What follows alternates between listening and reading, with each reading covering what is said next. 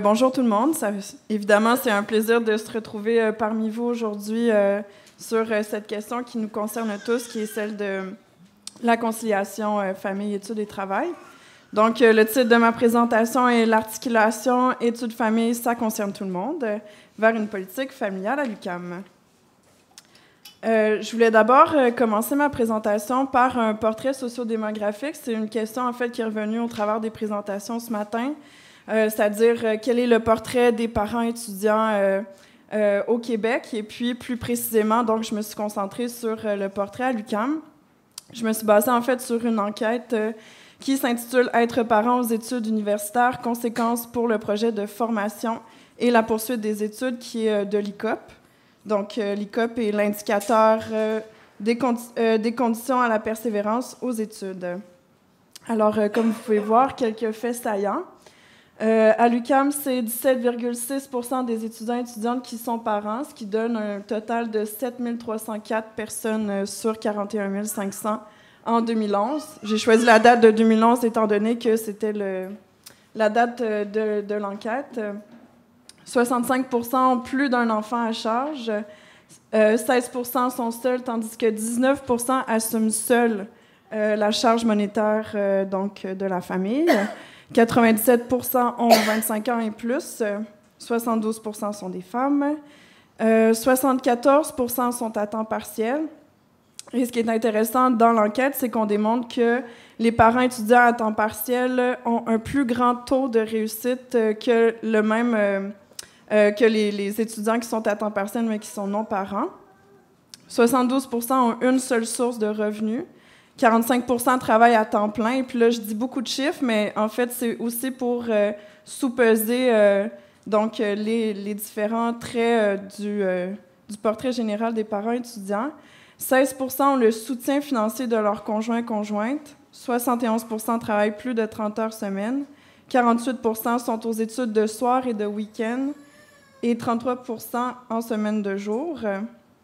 Donc, ce qu'on voit en fait au total, c'est que 60 % des parents étudiants doivent concilier famille, travail et études, tandis que 100 % concilient famille et études.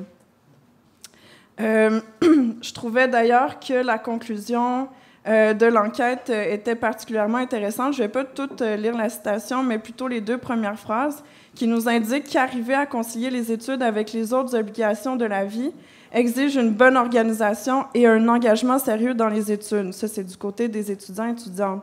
Par contre, pour ce qui est des universités et des institutions scolaires, l'ouverture et le soutien de l'établissement face à cette clientèle d'importance peut faire une différence positive sur la réalisation du projet de l'étudiant.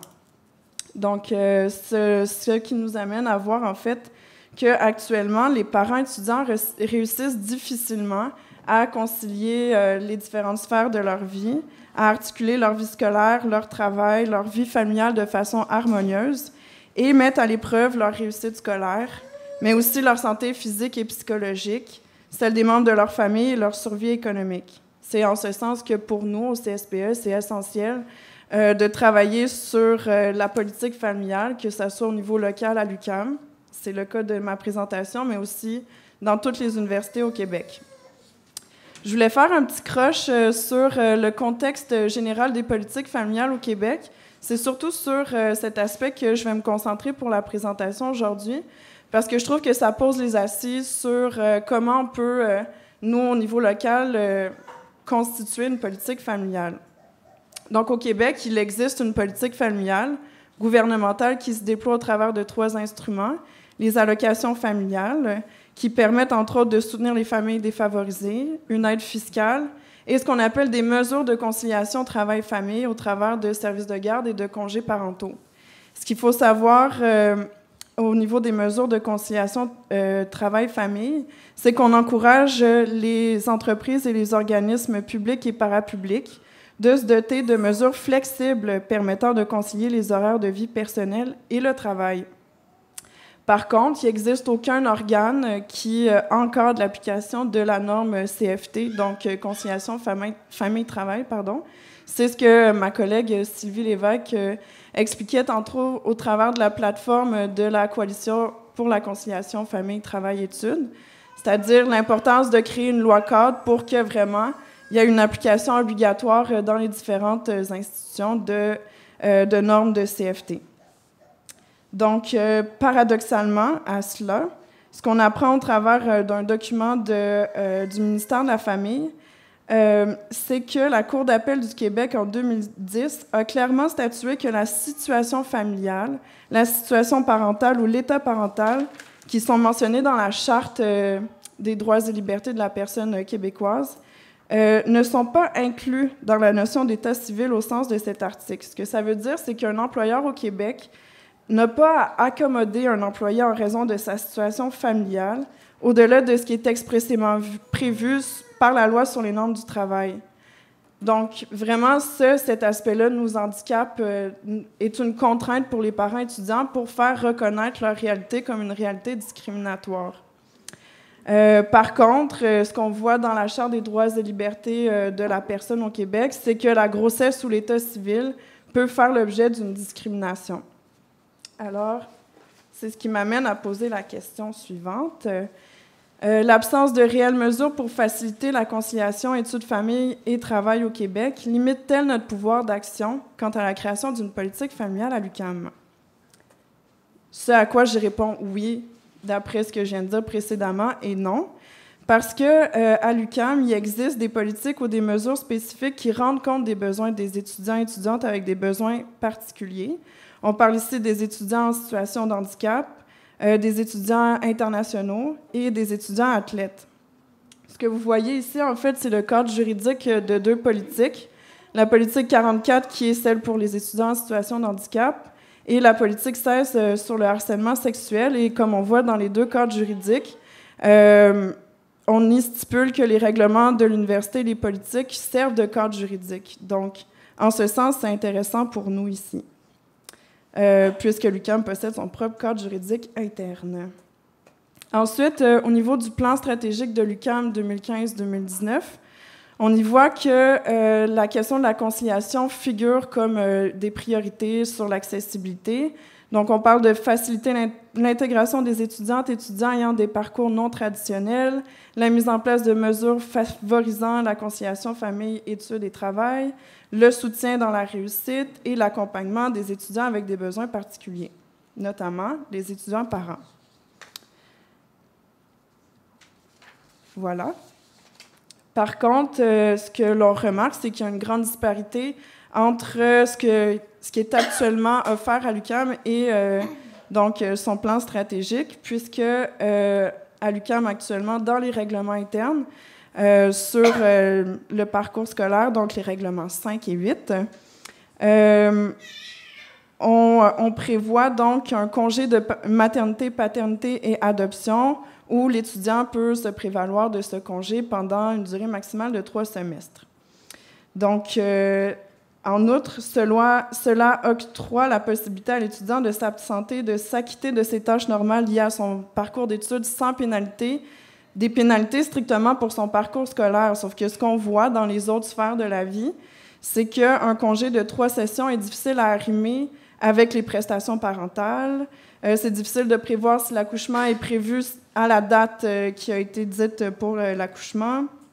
On ne définit pas non plus des mesures pour les retraits préventifs, pour les fausses couches ou pour les interruptions de grossesse. Pardon.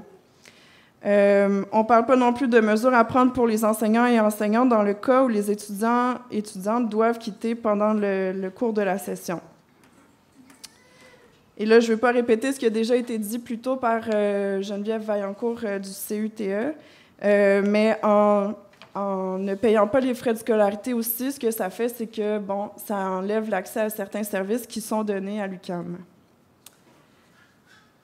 Je me suis basée aussi sur les travaux faits actuellement sur la question de l'éducation inclusive, puisque ça permet d'élargir donc la réflexion sur les parents étudiants en reconnaissant qu'ils et elles sont la cible de plusieurs injustices. Évidemment, au CSPE, on croit que les étudiants, les parents étudiants et les aidants-aidantes naturels font face à une situation d'inéquité et d'inégalité dans les milieux d'études en comparaison avec les étudiants et étudiantes sans enfants. Alors, je me suis basée sur plusieurs textes, entre autres du Conseil supérieur en éducation, qui définit l'éducation inclusive comme une façon d'offrir un milieu éducatif qui fournit à tous des perspectives d'apprentissage équivalentes, un milieu où la différence est non seulement acceptée, mais recherchée et valorisée. Donc, ce système d'éducation inclusif se déploie au travers de trois axes, disons, que j'ai mis ici. Et je vais mettre surtout l'emphase sur le deuxième point, puisque l'éducation inclusive permettrait de répondre aux besoins de chacun et chacune en ajustant les encadrements, l'organisation scolaire, les pratiques organisationnelles et pédagogiques, tout en préservant les exigences de qualification propres à chaque ordre ou secteur d'enseignement, tout en préservant la qualité. Dans un article de l'actualité UQAM, on explique que le concept d'éducation inclusive milite en faveur d'une approche mixte en combinant deux voies complémentaires, des accommodements individuels pour aider les personnes à surmonter un obstacle particulier à un moment précis et des accommodements préventifs qui permettraient d'aménager de manière durable un environnement éducatif accessible à l'ensemble des étudiants et étudiantes. Le Conseil supérieur de l'éducation définit la reconnaissance en ces termes afin de défendre l'importance de la justice scolaire et la justice sociale. Donc, ils nous disent les luttes sociales ont également fait une place de plus en plus grande à des revendications de reconnaissance, d'égalité, de dignité, qui ne se réduisent pas à une seule affirmation de la différence. L'injustice s'exprime davantage dans le registre de la souffrance et du mépris que dans celui des inégalités. Donc, à notre avis, en fait, c'est ce mépris et cette souffrance qui sont quotidiennement vécus par les parents étudiants par le déni de la reconnaissance de leurs besoins particuliers. Donc, pour la création d'une politique familiale à l'UQAM, il faut d'abord que ça prenne racine dans certaines valeurs. J'en ai énuméré plusieurs, que ce soit l'égalité, l'équité, l'accessibilité, le féminisme, la démocratie et la solidarité. Ça rejoint, entre autres, des valeurs fondamentales au travail du CSPE.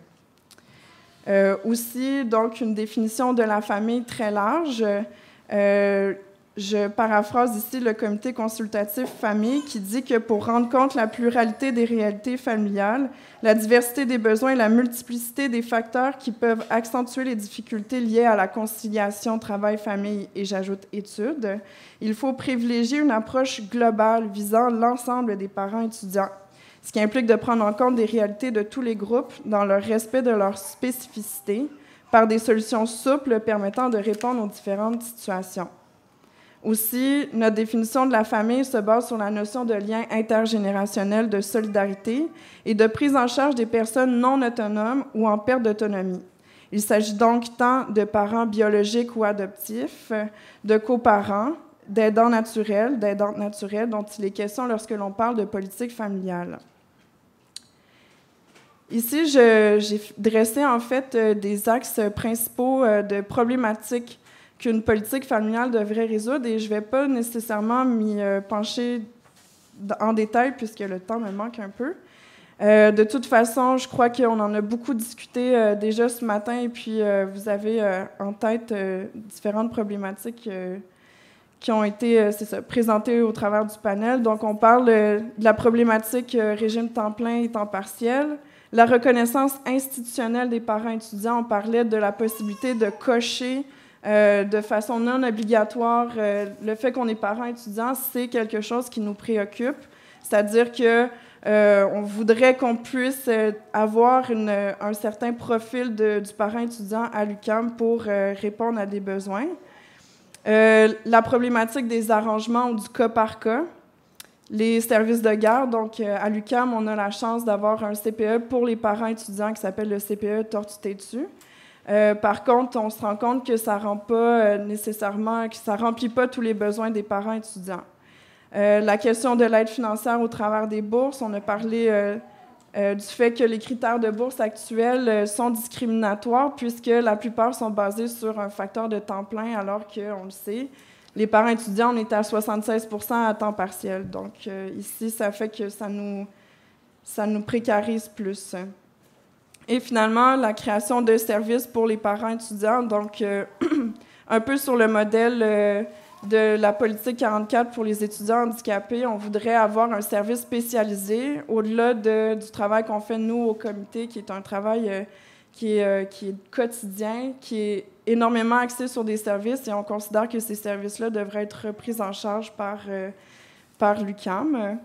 Donc, en fait, la portée d'action d'une politique familiale institutionnelle permettrait de s'assurer d'une application homogène dans les différentes instances sur la responsabilité des doyens et du rectorat, soit le conseil académique, les départements, les comités de programme et les sous-comités d'évaluation et d'admission. Donc, je voulais juste terminer avec les perspectives actuelles, puisque à l'UQAM, ça bouge beaucoup sur la question de la conciliation travail, famille, études, et plus principalement famille-études. Comme j'ai montré, ça fait partie des axes qui sont au cœur de la mission de l'université en ce moment. Donc, il y a eu la création d'un groupe de travail qui s'appelle le groupe de travail sur les étudiants parents. Et puis, j'ai énuméré les différents mandats, mais surtout, en fait, ce qui nous intéresse beaucoup dans le travail qu'on fait actuellement, c'est le fait qu'on est en train de chercher des moyens pour documenter les parents étudiants, déterminer des mesures nécessaires pour corriger des lacunes face aux besoins, quelles modifications pourraient être apportées au règlement et aux politiques actuelles. Je présentais tantôt la question du congé de maternité, comment on peut revoir les règlements tels qu'ils sont en ce moment, et finalement déterminer si une politique familiale devrait être élaborée. Donc voilà. Merci.